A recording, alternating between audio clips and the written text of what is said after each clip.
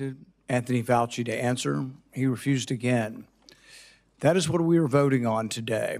Not his opinions, not his policies, not anything he said from a podium 6 years ago.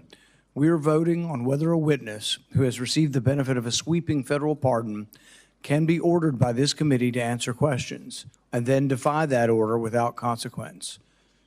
More than 1 million Americans died from COVID. Many of them died alone. Workers were forced to choose between a mandate and a job they needed. Businesses closed and never reopened. Children lost years of school they will never get back. Americans lost the freedom to work, to worship, and to decide what went into their own bodies. Nothing we do today can undo those losses, but silence does not honor them either. This committee and the American people have a right to know why Dr. Fauci's agency funded dangerous research at the Wuhan Institute of Virology and what role he played in approving and overseeing it. Why he told his colleagues to delete emails. Why he told them to delete emails and then delete the deleted file. What was he told in January 2020? What was said on those calls? What his agency did with and for the intelligence community, and whether, knowing what he knows now, he still believes that the risks were worth taking. Documents tell only part of the story. Many of these questions can be answered only by Dr. Fauci. He answered none of them. There will be another pandemic. The time to determine which legislative reforms are necessary to ensure that the mistakes of the past are not repeated is now, not later. This committee passed the bipartisan Risky Research Review Act to strengthen oversight of dangerous life sciences research funded by the federal government to address failures exposed by the COVID-19 pandemic. But Congress cannot determine what additional reforms are necessary until it fully understands what remains unanswered. Holding a witness in contempt is a serious thing, and it should be rare. But the contempt power exists for precisely this circumstance. Oversight is not a courtesy this committee extends or a favor a former official grants us. It is a constitutional obligation. And when voluntary cooperation ends, Congress must be able to compel compliance with its lawful demands. That is Congress's compulsory instrument. A subpoena is not an invitation. A subpoena with no consequence is not a subpoena, it's a suggestion. Seeking the truth is not a witch hunt. Accountability is not vengeance. Accountability is what stands between the American people and a repeat of the mistakes and the very real consequences of the past. Senator Peters, you are recognized. Thank you, Mr. Chairman.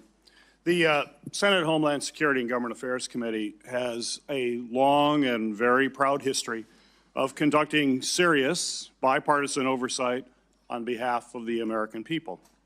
Democrats and Republicans have worked together to follow the facts, compel information, and hold both Democratic and Republican administrations alike accountable. That work depends on the credibility of this committee. It depends on the legitimacy of our investigations and a recognition by witnesses, courts, and the public that Congress is exercising its powers dutifully. The contempt resolution before us today puts all of that at risk. Following a one-sided investigation and a rushed process that has repeatedly excluded the minority and other members of this committee, the chairman is now asking the committee to take a vote that could harm our ability to conduct future investigations and disregards constitutional protections long recognized by the U.S. Senate, all without making a reliable case that there is a legal basis for holding Dr. Fauci in contempt. Let's be clear, this resolution will not provide the committee with any additional information or compel Dr. Fauci to provide answers to our inquiries. Criminal contempt is punitive. It does not compel a witness to answer questions or produce the documents we'd all like to see. What it will do is create a damaging precedent that future witnesses will use to resist legitimate congressional oversight and weaken this committee's ability to compel testimony. For decades, the Senate has maintained that a witness must appear before a committee even when that witness intends to invoke the Fifth Amendment. Senate committees have been able to defend that position in the courts because both Democratic and Republican chairs have consistently recognized and respected the constitutional rights of witnesses when they appear. And when a witness refuses to voluntarily appear, that principle leaves the Senate on very strong ground to compel their appearance and, where necessary, in rare instances, make referrals for criminal contempt. If this committee now seeks to punish a witness for asserting their constitutional protected Fifth Amendment rights, future witnesses will argue that appearing before Congress exposes them to punishment regardless of whether they comply with the subpoena and invoke a constitutional protection. They will point directly to this vote as a justification for refusing to appear at all. That would make it harder for this committee and every committee in Congress to compel testimony in future investigations. The chairman has also suggested he may attempt to refer this matter to the Department of Justice without approval of the full Senate. That would be even more dangerous and widely unprecedented move. No individual senator and no committee speaks for the entire Senate as a whole. The Senate's institutional powers belong to the full body. Allowing one chairman to unilaterally assert those powers would invite future chairs in both parties to bypass the Senate whenever they cannot secure the support of their colleagues. This investigation has been one-sided from the beginning. The minority has been excluded from witness interviews and full access to committee records. And information has been selectively released to support conclusions that the chairman reached years ago. A process that lacks bipartisan participation and seeks to confirm predetermined conclusions, it does not strengthen congressional oversight. It makes our work to conduct oversight more challenging and less likely to withstand scrutiny. This committee should not damage its future investigative authority to advance the chairman's years-long campaign against a single individual. It is not just what we investigate that matters, and that really matters what we investigate, but it's also how we conduct those investigations. That matters too. So I urge my colleagues to protect this committee, protect the Senate's institutional powers, and oppose this resolution. Thank you, Mr. Chairman. Despite minority statements to the contrary, this investigation has been conducted with unparalleled transparency. Thousands and thousands of documents have been put up for review from the minority. You have to request a password. They've been informed of that. Not one Democrat has requested a password to look at any of the documents. So there is transparency. They're just not interested in reviewing the documents. Mr. Chair? I'm sorry, didn't mean to interrupt. I just also want to take a moment to address today's contempt resolution vote. There is a real need for a serious bipartisan examination into what went well and what went wrong during our country's response to the pandemic. But that's not what we saw last week in this committee. Instead, my colleagues in the majority held a hearing openly designed to target a single doctor and dedicated public servant who has testified before Congress many times before, and they wanted to blame him for everything that went wrong during the pandemic. The goal was clear, and I want to emphasize this. The goal was to wait for Dr. Fauci to make any kind of misstatement and then have a weaponized Department of Justice file criminal charges for that new statement that would not have been covered by the pardon, leaving Dr. Fauci little choice but to invoke his constitutional right to not walk directly into a trap. So who's helped by this political theater? It's certainly not this committee, which now goes without answers to the important questions about our pandemic response that would help us prepare for future pandemics. It's certainly not parents who are not seeing any action to reverse the devastating cuts to the Affordable Care Act and Medicaid that kicked them off their health insurance. It's certainly not our children who are seeing no pushback or hearings in this committee on the baseless attacks on science and vaccines coming from Senator Robert F. Kennedy Jr. and his administration. Sadly, this is gamesmanship, and it represents everything wrong with Congress. which under this majority is clearly not focused on the priorities of the American people. Mr. Chairman. Let's be clear. All that was required from Anthony Fauci last week was to tell the truth. He had no liability if he told the truth. Senator Johnson? Yeah, Mr. Chairman, first of all, I want to associate myself with and second your opening comments. And I also want to strongly rebut the comments from our Democrat colleagues here. You know, particularly when Ranking Member Peters says this has been one-sided and rushed. Rushed? When I was chairman of this committee back in 2020, I started conducting oversight. I held hearings. There was no cooperation in those hearings. As a matter of fact, I remember one when we held a hearing with Dr. Pierre Corey when he came in with all kinds of evidence on the effectiveness of ivermectin. The ranking member then denigrated him. Back then, Dr. Corey was a Democrat. He was shocked at the treatment he was given by the ranking member. How many people died because they lacked early treatment with safe, effective generic drugs? Well, that hearing laid out the truth that this could be something that could help people. And we had a ranking member that did everything he could to denigrate that truth. My current experience as the chairman of PSI, we've been holding hearings after hearings. My ranking member Blumenthal, in those hearings, we had one called Voice of the Vaccine Injured. We had parents come in and tell their heart-wrenching stories. We had parents coming in telling the truth. And the ranking member, a few hours before that hearing, held a press conference and said, hope the press doesn't cover it because there's nothing credible about this hearing. If these investigations are one-sided, it's because one side simply doesn't want to look at the truth. They want to bury the truth. They want to memory hole it. They don't want to look at the Fauci diaries and take a look at how contradictory what he wrote to himself, how contradictory it was to what he actually told the public.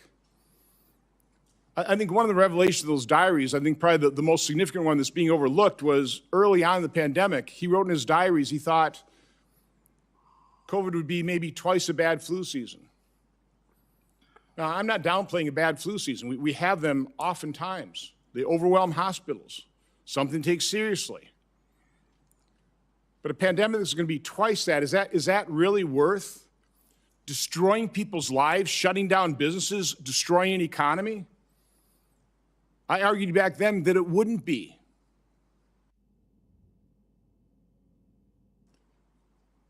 It's been 6 years since the pandemic began. We have not had a reckoning of what happened. Last Wednesday's hearing was an excellent hearing from a standpoint of legitimate questions being raised, legitimate questions the American people want answers to, legitimate questions that some of them only Anthony Fauci, Saint Fauci, Mr. Science could answer. And even though we have quotes of him saying, I'm not afraid of any oversight committee, I'm happy to talk to any oversight committee, I have nothing to hide,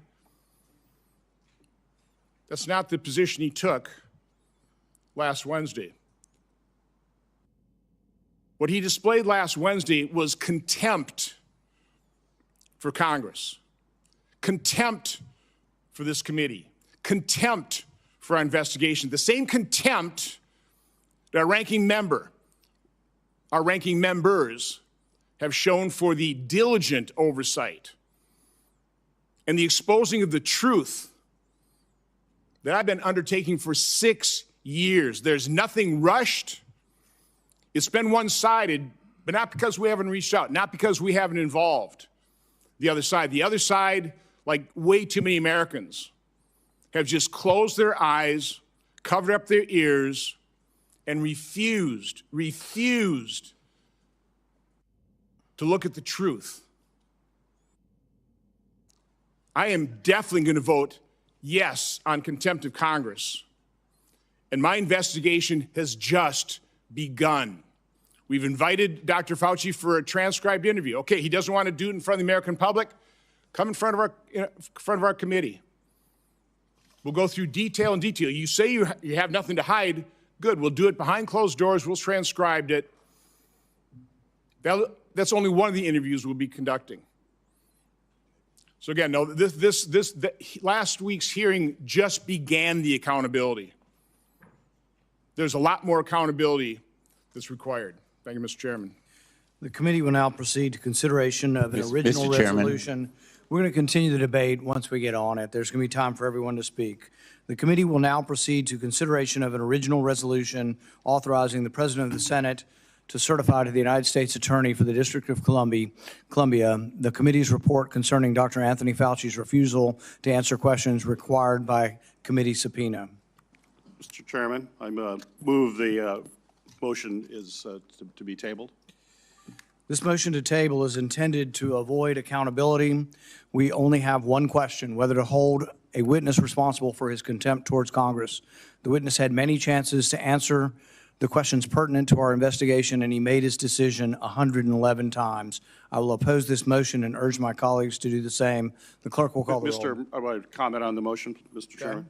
Mr. Chairman, I move to table this resolution until the chairman commits to abiding by the Senate rules, practice, and laws that address contempt of Congress.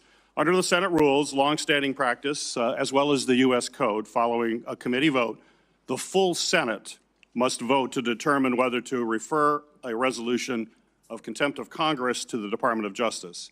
The Senate as a body, not an individual member, must make that decision. Given that Chairman Paul has indicated he may attempt to bypass this process, which is required by Senate rules and precedent, members of this committee should move to table this resolution until we can be assured by the chairman that he will not take action that weaken the Senate's and this committee's ability to conduct oversight in the future. The clerk will call the roll. Second the motion. Senator Johnson. No. Senator Langford. No. Senator Scott. No. Senator Hawley. No. Senator Moreno. Senator Ernst. Senator Moody. Senator Peters. Yes. Senator Hassan. Yes. Senator Blumenthal. Yes. Senator Fetterman. Yes. Senator Kim. Yes. Senator Gallego. Yes by proxy. Senator Slotkin. Yes by proxy. Senator Paul. No.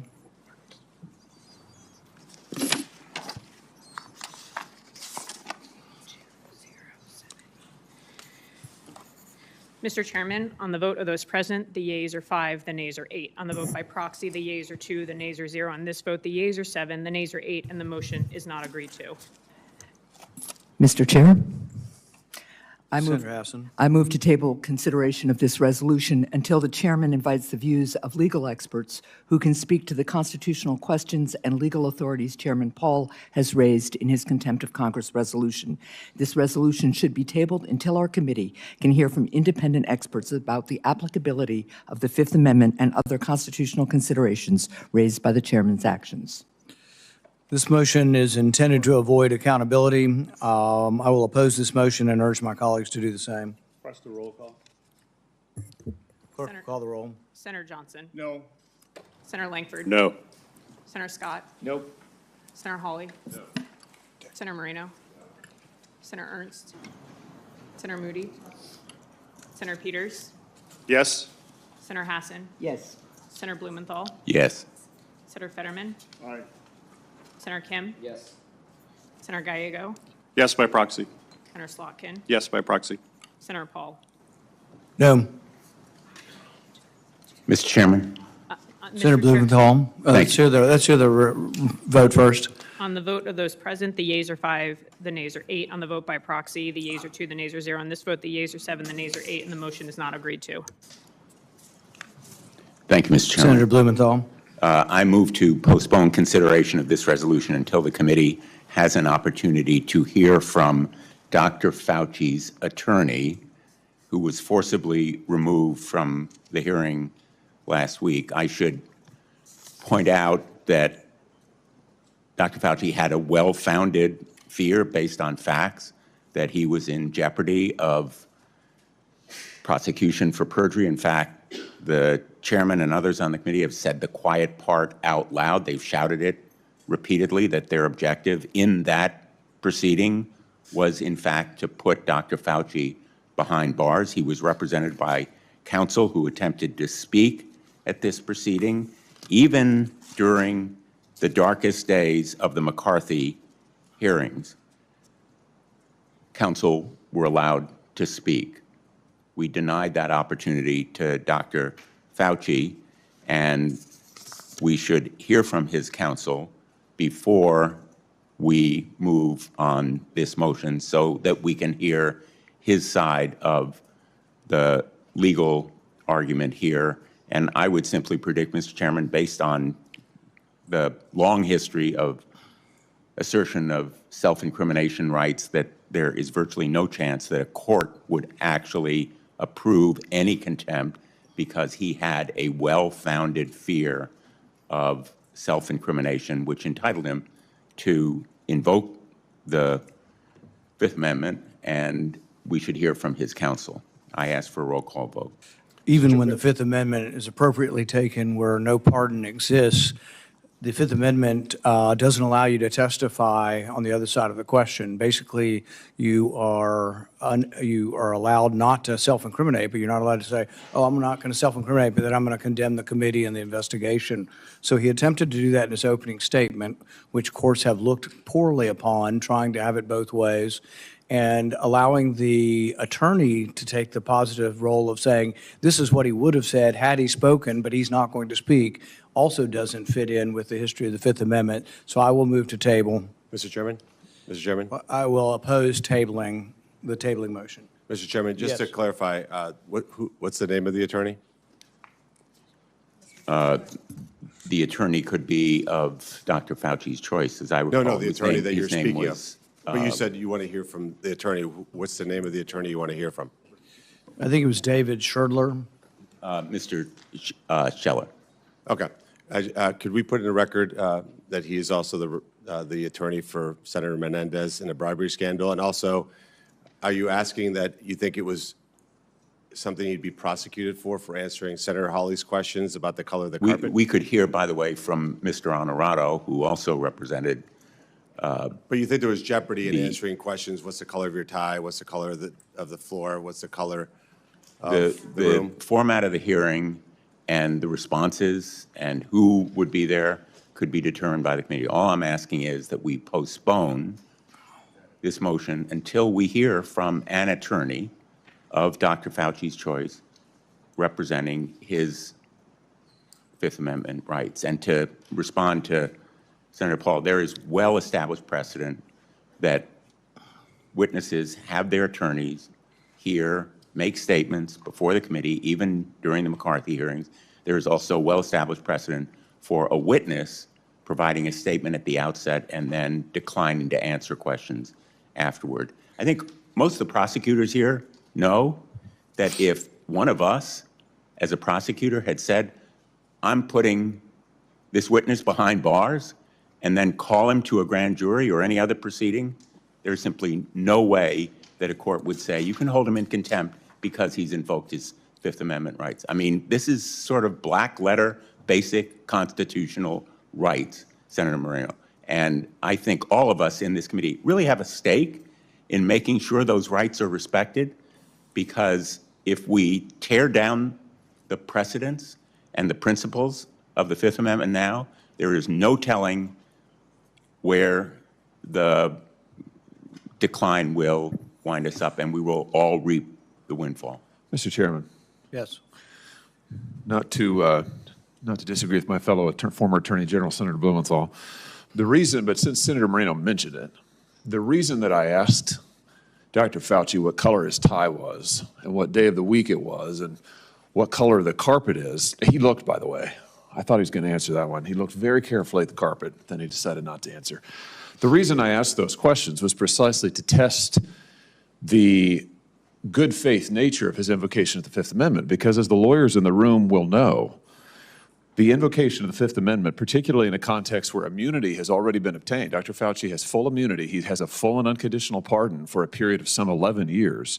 In that context, the assertion of a Fifth Amendment privilege only adheres to those instances where the witness has a reasonable fear of future prosecution, and it must be tailored to any such fear. And the fact that he wouldn't answer questions about the tie he was wearing or the color of the carpet or the day of the week, Senator Paul asked him about, did he have a folder in front of him? He wouldn't answer that. Betrays the fact that his invocation of the Fifth Amendment wasn't tailored to anything. It was a predetermined, premeditated design to evade this committee's questions on any subject, including emphatically those for which he has a pardon. And the United States Supreme Court has been clear for over a century, dating back to 1896, that when a witness has received immunity, he may not stand upon his privilege. And multiple courts of appeals from the United States, including the United States Supreme Court in the Castigar case, has says that, I'm going to quote now, a witness must reasonably believe that his statements could be used in criminal prosecution or could lead to other evidence that might be so used. The court has also said that the danger must be real and appreciable. It must not be one of imaginary and unsubstantial character. All that to say that I think it's pretty clear, given Dr. Fauci's 111 invocations of the Fifth Amendment, including the questions that he could have no fear of prosecution on. He's not going to get prosecuted for the color of his tie. Shows that he had no interest and no intention of answering any of our questions, and that is an abuse of the privilege. There's no privilege for any of that, and I think there was no good faith attempt to invoke. Mr. Chairman, I really need to answer with your permission that point. Senator Blumenthal. Whether he had a reasonable fear, I think, is beyond question. Not only the chairman of the committee, but 3 state attorneys general have said that they are conducting investigations of Dr. Fauci. The color of his tie, the color of the carpet, maybe you were testing his good faith, but the standard is not the response to your questions. It is whether he had a reasonable fear, and it is to be liberally construed, as you know, under the Supreme Court cases that you cited in favor of the potential defendant. President Trump invoked the Fifth Amendment 440 times in his deposition with the New York Attorney General. Nobody held him in contempt for doing so. This right is so fundamental that we ought to seriously consider, before we take this immensely historic step, and hear from his counsel as to what he feared, why, and how. And my motion would simply postpone consideration of this contempt motion until we hear from him. The primary question of the hearing last week was to understand why Dr. Fauci made the decision to do this funding of this research in Wuhan. I can't understand how there could be any liability attached to a question of why. That's his opinion of why he funded it. There's not a crime in funding it. There's a judgment. And question. Mr. Chairman, there is a we got the Fifth Amendment. All he had to do was tell the truth. Clerk will call the roll on the Blumenthal motion. I will vote no. Senator Johnson? No. Senator Langford? No. Senator Scott? No. Senator Hawley? No. Senator Moreno? No. Senator Ernst? Senator Moody? Yes. Senator Peters? Yes. Senator Hassan? Yes. Senator Blumenthal? Yes. Senator Fetterman? Yes. Senator Kim? Yes. Senator Gallego? Yes by proxy? Senator Slotkin? Yes by proxy. Senator Paul? No. Mr. Chairman, on the vote of those present, the yeas are 5, the nays are 8. On the vote by proxy, the yeas are 2, the nays are 0. On this vote, the yeas are 7, the nays are 8, and the motion is not agreed to. Mr. Chairman, I move to table this resolution. I move to table consideration of this resolution until the chairman commits to abiding by the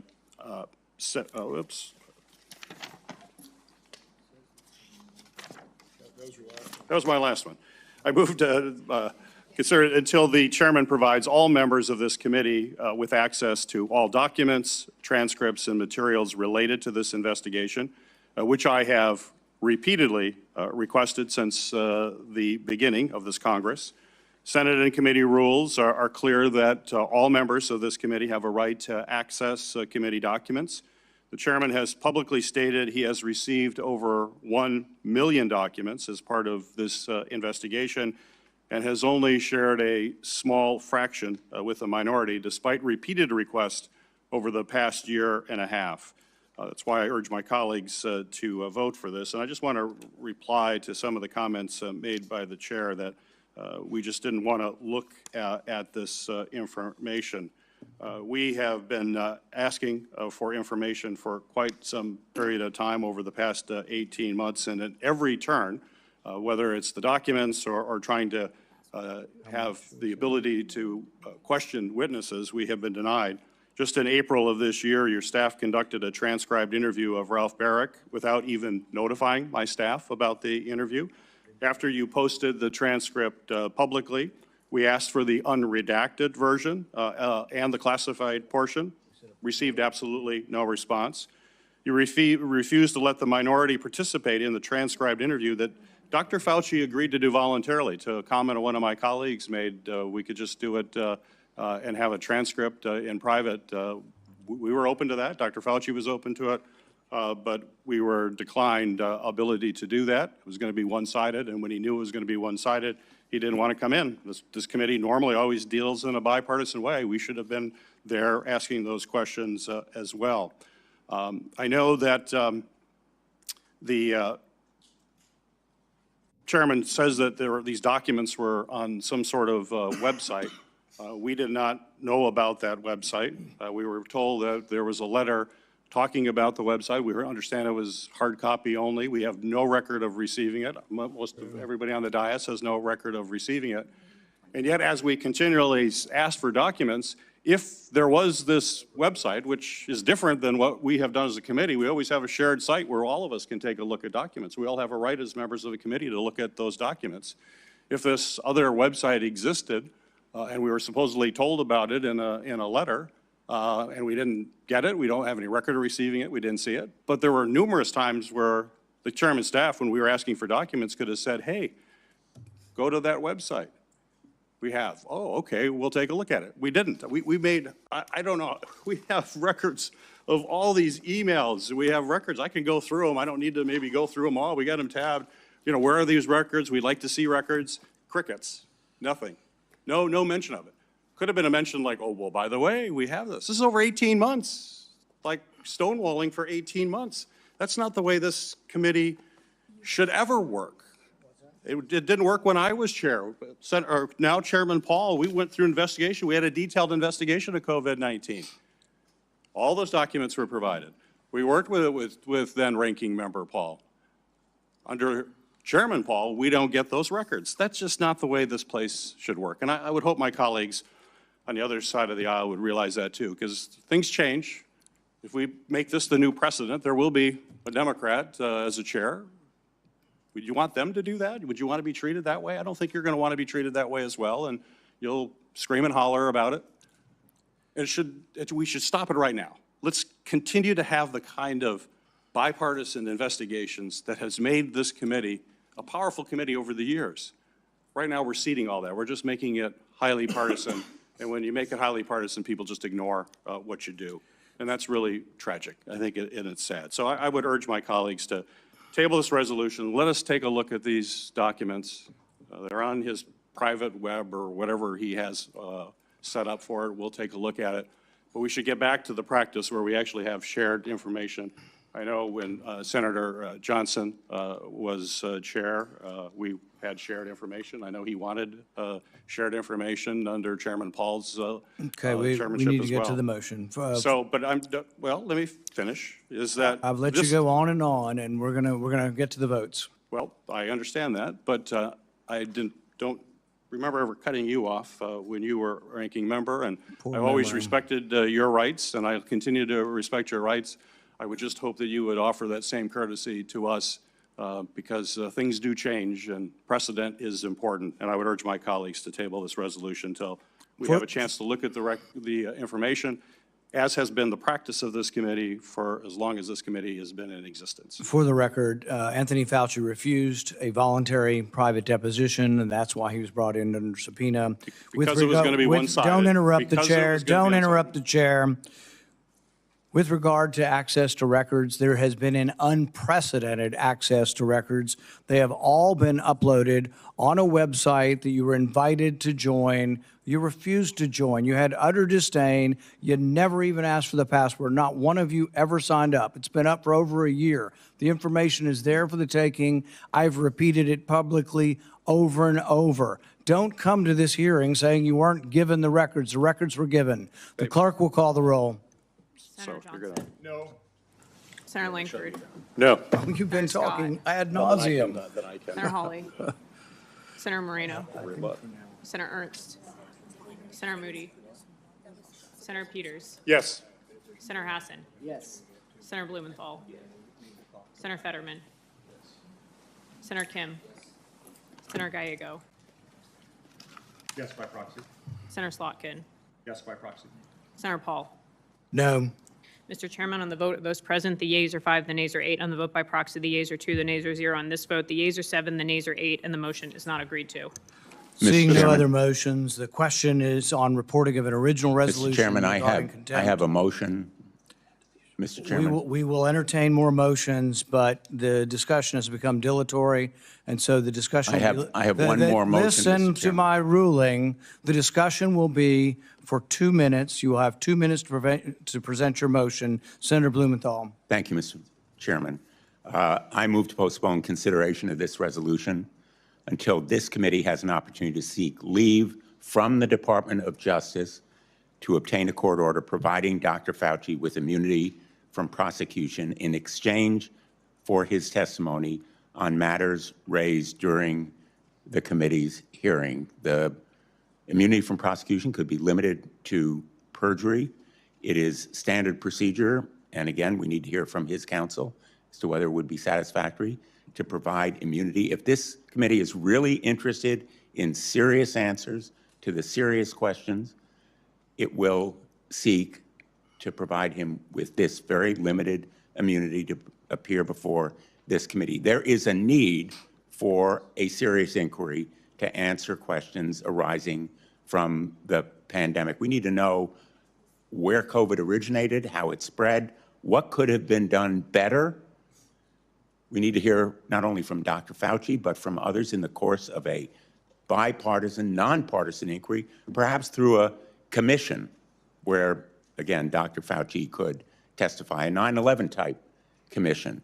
But this kind of show trial is no way to elicit the important information that the country needs to know. So I ask that we postpone consideration of this resolution until we can give Dr. Fauci the kind of legal protection against self-incrimination that he needs. The clerk will call the roll. Senator Johnson. No. Senator Langford. No. Senator Scott. Nope. Senator Hawley. No. Senator Moreno. Senator Ernst. Senator Moody. Senator Peters. Yes. Senator Hassan. Yes. Senator Blumenthal. Yes. Senator Fetterman. Yes. Senator Kim. Yes. Senator Gallego. Yes, by proxy. Senator Slotkin. Yes, by proxy. Senator Paul. No. Mr. Chairman, on the vote of those present, the yeas are 5, the nays are 8. On the vote by proxy, the yeas are 2, the nays are 0. On this vote, the yeas are 7, the nays are 8, and the motion is not agreed to. Mr. Chairman, I'd like to, Mr. Chairman, without objection, I'd like to enter into the record all of the copies of emails that we sent to your staff asking to have access to information. And you will see in these emails, there's either absolutely no response or no way to understand that there's a separate email or a separate place somewhere where we can get an email. Certainly, I'll put these in the records without objection. Certainly would be open to see any emails that actually told us about this. We can't find any in any of our electronic records, and we'd be open to seeing that, but I would like to do this without objection. Without objection. Seeing no other Mr. Chairman, motions, the Mr. Chairman, question is on Mr. reporting of Chairman, an original pursuant to Committee resolution Rule 6B, regarding. if I may, Mr. Chairman. Go ahead. Seeing no other motions, the question is on reporting of an original resolution regarding contempt of Congress. The clerk will call the roll. Senator Johnson. Yes. Senator Langford. Aye. Senator Scott. Yes. Senator Hawley. Aye. Senator Moreno. On behalf of the millions of people harmed by Anthony Fauci, resoundingly yes. Senator Ernst. Senator Moody. Senator Peters. No. Senator Hassan? No. Senator Blumenthal? No. Senator Fetterman? No. Senator Kim? No. Senator Gallego? No by proxy. Senator Slotkin? No by proxy. Senator Paul? Yes. Mr. Chairman, on the vote of those present, the yeas are 8, the nays are 5. On the vote by proxy, and for the record only, the yeas are 0, the nays are 2. On this vote, the yeas are 8, the nays are 5, and the motion is agreed to. Mr. Chairman, I pursuant to haven't committee rule. recognized you. Mr. Chairman? We've had ample remarks on this. The chair will limit remarks to 2 minutes. I will give you another chance to state your opinion, which has been amply stated. You have 2 minutes. Well, Mr. Chairman, pursuant to Committee Rule 6B and Senate Rule 26, Section 10C, I'm notifying you that I intend to file minority views regarding this resolution. The clerk will report the conclusion of the vote, Just did. and that it is reported favorably. The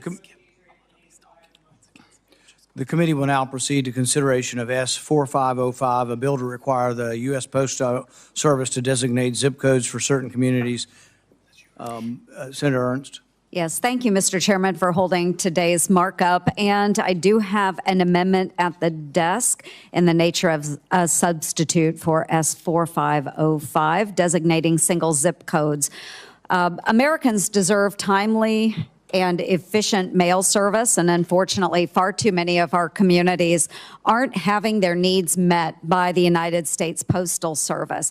We have delayed tax refunds, we have voter registration confusion, there are misdirected prescription deliveries, and it's time we change this because our families are facing real world consequences by having an outdated USPS zip code.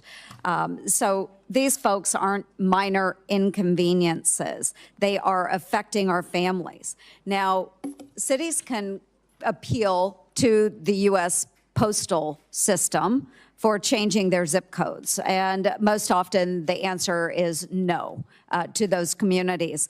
And unfortunately, the process is not transparent and they can only appeal these no's every 10 years. And so we have communities like Urbandale, Iowa, where families, our medical centers, and our schools are not receiving their mail or have to send someone to a post office, a community over, to collect their misdirected mail. This is not acceptable, and it is time for Congress to act.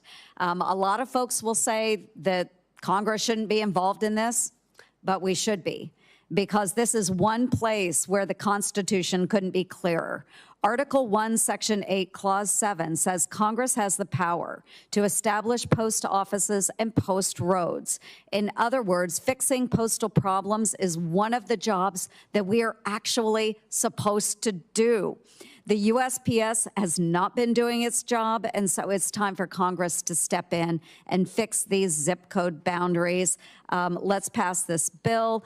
The substitute actually adds 8 additional communities into the bill. This bill passed by voice vote in the House of Representatives. So I am asking and urging all of my colleagues to support my amendment to the underlying bill. And I would like to submit for the record the letter asking for those 8 additional communities to be included. Without objection. Are there further amendments? Mr. Chairman, Do you have an amendment to offer? I'm going to comment on the amendment. There, a comment on the bill. Or the bill, on the Let's bill. go with the amendments first. Are there any amendments to be offered? The substitute, yes. We will consider the bill as the substitute you. with unanimous consent that the other 8 be included. Comments on the bill? Mr. Chairman. Senator Peters. So I certainly understand my frustrations with my colleagues and certainly respect Senator Ernst immensely and been working with her on this issue. I just want to raise the issue that under the leadership of chairs of both parties, HISGAC has avoided legislating and establishing zip codes. As the Postmaster General testified to HISGAC last month, each number in a zip code has a specific meaning, and any changes to these numbers actually require corresponding changes to delivery units, processing plants. It's not an easy process. It appears easy on the surface, but it isn't. The Postal Service actually estimates that these changes, which I think are to 83 communities, may cost nearly $1 billion, according to the Postal Service. Passing this bill would be irresponsible as the Postal Service continues to face financial difficulties. I certainly heard from my colleagues in this panel. We all agree that the post office needs to become solvent, it needs to be more efficient, they need to reduce cost. But this committee now wants to take action to add, according to the Postal Service estimates, $1 billion of cost. While they face serious financial problems, they're not even contributing to their employees' pension plans right now, and we're asking them to incur additional cost for a complicated process. That there is a process within the Postal Service. We shouldn't be legislating and micromanaging the Postal Service. That's not the way a business should have to operate. And I would urge my colleagues to vote no. It's interesting that the people who lose $9 billion a year are telling us it'll cost $1 billion to change zip codes. That to me shows utter incompetence that you can't figure out a software way of changing the zip codes for less than $1 billion. That alone argues you for being the wrong people in charge of the post office, and we need to address this. So I think that's a crazy notion. $1 billion to add about 15 zip codes? My goodness, what incompetence. Senator Johnson. Mr. Chairman, unfortunately, it's probably the sad fact. And, I appreciate we get, I think those 8 additions are from Wisconsin cities who have lobbied me pretty hard to do this exact same thing. And I understand it's kind of a vanity thing. You want to have your community have its own zip code. I personally have never really quite understood that. But, I'll take the Postal Service at its word. It's going to cost them a lot of money, disrupt things. And so again, I understand the good intentions. I understand communities wanting to do this, but I'll be opposing this bill. Not the amendment, but the bill. Yes, I understand. And for these cities, I don't believe it is a vanity project. When prescriptions are being delivered somewhere else, mail is misdirected. This is the federal government's job. And the fact that we don't want to spend money to correct what is going on in these communities, I think it speaks to the fact that we are not doing our job if we can't direct the Postal Service to actually deliver constituents' mails in a timely manner. So I do believe the Postal Service can do a much better job. We know that there's a lot of waste within that organization, but certainly we can find a way to get people's mail delivered to their communities. Thank you. Mr. Chairman. Senator Langford. May I make a brief comment on this? The issue about zip codes is not just about zip codes for a specific community. It's also about tax revenue for that community. As more and more e-commerce is happening, a lot of that tax revenue comes back in based on a zip code in a community. That matters to rural communities especially, that they have the ability to be able to get the tax revenue that actually comes in to that rural community. The Oklahoma zip codes that are included in this are exactly that issue, where the tax revenue is going to the wrong town based on e-commerce, and it's incredibly important for those small rural communities to be able to maintain. The post office also assumes in their figures that every one of these rural communities is going to have a physical post office. It's included in this large $1 billion number. I've said over and over again, they're not asking for a post office. They're asking for their revenue to actually be directed to the right place on it. And so I would challenge some of the numbers that they're coming by and the assumptions that they're making in this. But I do think this is important for those rural communities. And the only thing I would add to that is that what happens is a town grows, another town grows, sometimes separated by several miles. You have 2 distinct towns, but they have 1 zip code, and it becomes confusing where the mail goes to. And there is a matter of being a distinct community needing a distinct zip code. Let's go ahead and vote on it. This will be on the modified bill, modified by the amendment. Senator Ernst added a few 8 different zip codes. It'll be on S4505, a bill to require the U.S. Postal Service to designate zip codes for certain communities as modified. The clerk will call the roll. Senator Johnson. No. Senator Langford. Aye. Senator Scott. Aye. Senator Hawley. Aye. Senator Moreno. Aye. Senator Ernst. Aye. Senator Moody. Senator Peters. No. Senator Hassan. Aye. Senator Blumenthal. Aye. Senator Fetterman. Aye. Senator Kim. No.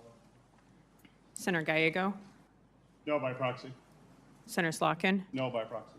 Senator Paul. Yes. That's not right. 10-3.